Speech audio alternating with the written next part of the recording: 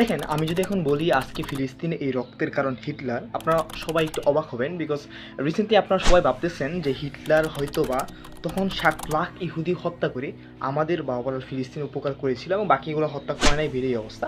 But আমি যদি এখন আপনাকে বলি না, হিটলারের সেই কাজটার জন্য এবং হিটলার স্বয়ং নিজে সক্রিয়ভাবে দায়ী আজকে ফিলিস্তিনে এই ওভারঅল হত্যাকাণ্ডের জন্য, তাহলে আপনারা অবাক হবেনই অ্যান্ড অবাকের চরম পর্যায়ে যাবেন। সো আসলে আমরা যুক্তি তর্ক দিয়ে বিশ্লেষণ করার চেষ্টা করি। So come to the point, হিটলারের মূলত ইহুদি বিদ্বেষের কারণটা কী ছিল? দেখেন, হিটলারের অপরাধ কোনো কারণ ছিল না। হিটলার খুব ছোটোবেলায় ছবি আঁকতে পছন্দ করতো এবং সে সময় সে একটা আর্ট স্কুলে ভর্তি হইতে চাইছিল। বাট ইহুদিদের জন্য তার আর্ট স্কুলে ভর্তি হওয়া হয় নাই। সো এখান থেকে তার একটা ইহুদি বিদ্বেষ ছিল। পরবর্তীতে টাইমে তার কোনো ইহুদি ডাক্তারের কারণে তার আম্মা হসপিটালে মারা যায়, ওইখান থেকে তার ইহুদি বিদ্বেষ ছিল। এবং সবচেয়ে বড় যে কারণটা ছিল, প্রথম বিশ্বযুদ্ধের সময় জার্মান লস হওয়ার বা জার্মান পরাজয় হওয়ার জন্য একমাত্র কারণ ছিল ইহুদি এবং ইহুদি সম্ভ্রান্ত পরিবারের কারণে বা ইহুদির পাওয়ারের কারণে জার্মানরা হেরে যায় এবং সেখান থেকে মূলত ইহুদিদের প্রতি হিটলার, সো ওভারঅল এইসব কারণে মূলত হিটলারের ইহুদির প্রতি বিদ্বেষ ছিল এবং সেই বিদ্বেষ থেকে সে অসহায় কিছু ইহুদিকে হত্যা করে। So come to the point, এখন আমার প্রশ্ন হচ্ছে, ইহুদিদের তো মূলত মূল আবাসস্থল কখনো ফিলিস্তিন ছিল না। ইহুদিরা থাকতো ইউরোপে, বাট ইউরোপ থেকে ইহুদিরা কীভাবে ফিলিস্তিনে আসলো, এই কাহিনীটা কীভাবে হয়? সো প্রশ্ন হচ্ছে, ইউরোপে যদি ইহুদিরা থাকতো তাহলে আজকে ওভারঅল পুরো বিশ্ব হয়তো বা তারা রাজত্ব করতো, আমেরিকার মতন তারা পুরো বিশ্বকে লিড দিত। বাট ফিলিস্তিনের উপর এরকম ওভারঅল কারোর উপর এরকম নির্যাতন করতো না। সো প্রশ্ন হচ্ছে, ওই ইউরোপ থেকে ফিলিস্তিনে কীভাবে ইহুদিদের আসা? এটা হলো আপনাকে বুঝতে হবে হলোকাস্ট যে জিনিসটা। সো হলোকাস্ট হলো দ্বিতীয় বিশ্বযুদ্ধের সময় যখন হিটলার নির্বিচারে অসহায় ইহুদিদেরকে হত্যা করতেছিল।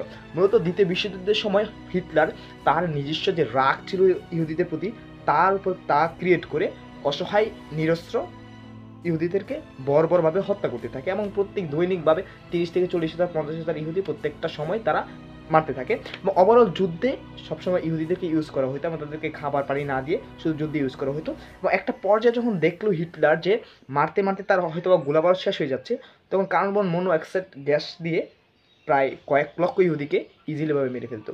সো তখন ইহুদিরা ফেস করতেছে যে ইউরোপে তাদের জন্য একটা সেফ জায়গা না, বিকজ ইউরোপ ভূখণ্ডে অলরেডি তাদের 60 লক্ষ সাথী মেরে দিয়েছে। সো ওইখান থেকে তারা চিন্তা ভাবনা করতেছে যে ইউরোপ তাদেরকে ত্যাগ করতে হবে। দেন তারা ব্রিটেনের কাছে আবেদন জানায়। ব্রিটেনকে পুরো জিনিসটা জানানোর পর ব্রিটেন এক প্রকার বাধ্য হয়ে তাদেরকে ইউরোপ ছাড়তে বাধ্য করে। বিকজ হলোকাস্টের সময় যে একটা নির্মম অত্যাচার ইহুদিদের উপর চলেছিল, সেটা মূলত আমার আপনার মতো নিরস্ত্র ইহুদি ছিল, সবাই মূলত খারাপ ছিল না। সো হিটলারের পার্সোনাল কিছু কারণে তাদের উপরে হত্যাযজ্ঞ চালায়। সো ওভারঅল এইসব কারণে মূলত ব্রিটেন সরকার এক প্রকার বাধ্য হয়ে এই ইহুদিকে ফিলিস্তিনে শিফট করতে বাধ্য করে। বিকজ যখন ইউরোপটা তাদের জন্য সেফ ছিল না, তখন ওভারঅল পুরো ইউরোপে 1 কোটির উপরে ইহুদি বসবাস করতো, যেখানে প্রায় 60 লক্ষ ইহুদি হিটলার মেরে দিয়েছে। সো বাকি মানুষগুলো তাদের জীবন সংশয় ব্রিটেনের কাছে আবেদন করে দেন। ব্রিটেন এক প্রকার বাধ্য হয়ে তাদেরকে ফিলিস্তিনের একটা আবাসস্থলে তাদেরকে স্বতন্ত্র রাষ্ট্র হিসেবে ঘোষণা দেয়। অ্যান্ড এটা মূলত আরব বিশ্ব প্রথমে মেনে নেয় নাই। আরব বিশ্ব কখনো এটা মানতে পারে না তাদের এরকম মুসলিম কান্ট্রির ভিতরে, মুসলিম জায়গার ভিতরে একটা ইহুদি সাম্রাজ্য ঢুকে যাবে।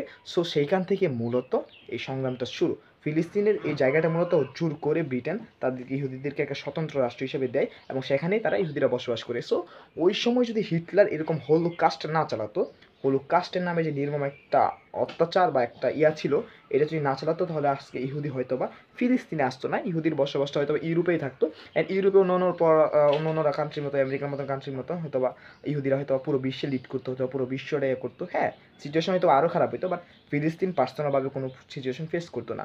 সো ওইখান থেকে যখন ইসরায়েল ইহুদিরা যখন ইসরায়েল নামে একটা ভূখণ্ড তৈরি করে ফিলিস্তিনে, তখন আস্তে আস্তে তারা তাদের প্রভাব খাটাতে শুরু করে। আর ইহুদিরা মোটামুটি আগে থেকে খুব ব্রেনি ছিল, তীক্ষ্ণ ছিল। হয়তো হিটলার বাহিনীর সাথে তারা না পেরে তাদের পরবর্তী ফিউচার প্ল্যানগুলো তারা ফিলিস্তিনের উপর ক্রিয়েট করতো। সো আবারও কথা হচ্ছে, ইউরোপ থেকে ফিলিস্তিনে আজকের এই কারণ, ফিলিস্তিনে আজকের এই দুর্দশার কারণ বা আজকের ওভারঅল এইসবের মেন কারণ হচ্ছে ইউরোপ থেকে ইসরায়েল ফিলিস্তিনে শিফট করা। আজকে যদি ইউরোপ থেকে ফিলিস্তিনে যদি ইসরায়েল শিফট না করতো, তাহলে ইসরায়েল এককভাবে কখনো কোনো পরিস্থিতি ফেস করতো না। আর শিফটিং করার মূল কারণ ছিল হিটলারের হলোকাস্ট। হিটলার যদি কখনো নির্বিচারে এরকম হত্যাযোগ্য না চালাতো, তাহলে ইহুদিরা কখনো তাদের মাতৃভূমি, দ্যাট মিনস ইউরোপ ছেড়ে ফিলিস্তিনে আসতো না। আর ফিলিস্তিনে না আসলে হয়তো বা আজকে ফিলিস্তিনিদের এই অবস্থা হতো না। সো আমরা ওভারঅল দৃষ্টিতে ইতিহাসে মূলত হিটলার ওভারঅল হাইলাইটেড ইহুদি বিদ্বেষের জন্য। অ্যান্ড আপনাকে বুঝতে হবে, হিটলার মূলত আহামরি এরকম কোনো বিদ্বেষ ছিল না, তার কিছু পার্সোনাল বিদ্বেষ, তার ছোটোবেলা আর্ট স্কুল, তার আম্মা মারা যাওয়া, পরবর্তীতে সবচেয়ে বড় বিদ্বেষটা হচ্ছে জার্মানের যে অপরাজয়, যেটা জার্মানির হেরে যাওয়াটা প্রথম বিশ্বযুদ্ধের সময়, যেটা কখনো জার্মানিরা মেনে নিতে পারে নাই। অ্যান্ড হিটলার তো নাই তখন, হিটলার সক্রিয়ভাবে জার্মানির যে যুদ্ধক্ষেত্র ছিল, সেখানে সক্রিয়ভাবে সেনা হিসেবে যুদ্ধ করতো।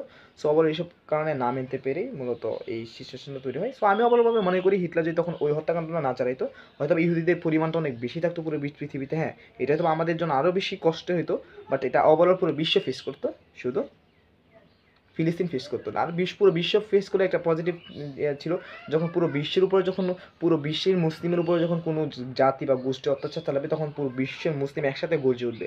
সো এটা প্রতিহত করা সহজ হতো। বাট এখন আমাদের মুসলিম বিশ্বটা এরকম হয়ে যাচ্ছে, কেউ কারোর পাশে আগায় না। যেমন আমরা বাংলাদেশে নর্মালি প্রটেস্ট করি, পতাকার মধ্যে জুতা দিয়ে লাথি মারি, এই সেই। তো ওভারঅল এগুলো কিন্তু দিন শেষে কোনো পজিটিভ দিকে আসতেছে না। ওভারঅল কাজে কাজে আমরা কখনোই কোনো কিছু করতে পারতেছি না, যেটা কোনো মুসলিম বিশ্বই করতেছে না। হয়তো বা ইরান প্রত্যক্ষ পরোক্ষভাবে ভালোভাবে হামাসকে বা ফিলিস্তিনকে সাহায্য করে, ইরানের মতো আমরা সব কান্ট্রি না। সো এই ওভারঅল কারণে আমি মনে করি যে হিটলারই এই সব কিছুর জন্য responsible. I don't know why, but it's my it's আমার অপিনিয়ন। সো ভালো থাকবেন।